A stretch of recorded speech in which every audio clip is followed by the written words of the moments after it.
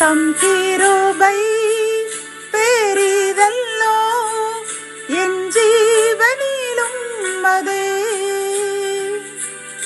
இம்மட்டும் காத்ததுவே இன்னும் தேவை கிருபை தாருமே இன்னும் தேவை கிருபை தாருமே. தேவனுக்கே மகிமை உண்டாவதாக.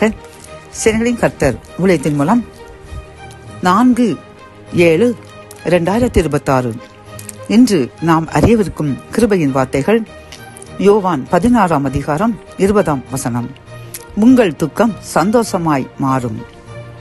கத்தோலிக்க வேதாகமம் இவ்வாறு கூறுகின்றது, உங்கள் துயரம் மகிழ்ச்சியாக மாறும் என்கின்றது.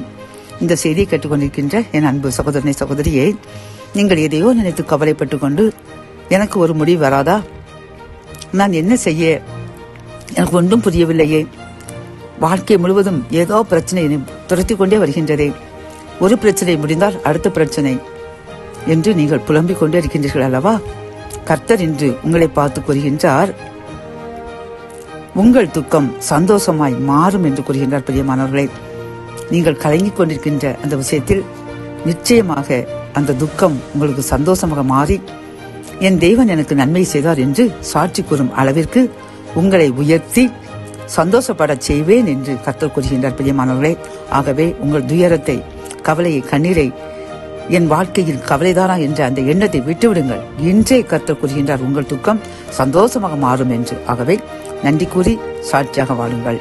ஜெபம். என் அன்பு தகப்பனே, உங்கள் துக்கம் சந்தோஷமாய் மாறும் என்று கவலையுடன், கண்ணீருடனும், வேதனையுடனும் எங்களுக்கு என்று சந்தோஷம் கிடைக்கும் என்று கவலைப்பட்ட எங்களுக்கு நீ தந்த அந்த கிருபையின் வார்த்தைக்காக நன்றியப்பா. எங்களுடைய துக்கத்தை நீ சந்தோஷமாக மாற்றி எங்களுக்கு நிரந்தர அமைதி, சந்தோஷம், சமாதானம் தந்து எங்களை ஆசீர்வதித்து உயர்த்த போகின்ற கிருபைக்காக கோடி நன்றி கூறுகின்றோம். எங்களையும் எங்கள் சந்ததியும் உமக்கு சாட்சியாய் மாற்றுங்க. மீட்பர் இயேசுவின் முன் ஜெபம் கேளும் நல்ல தகப்பனே. ஆமென்.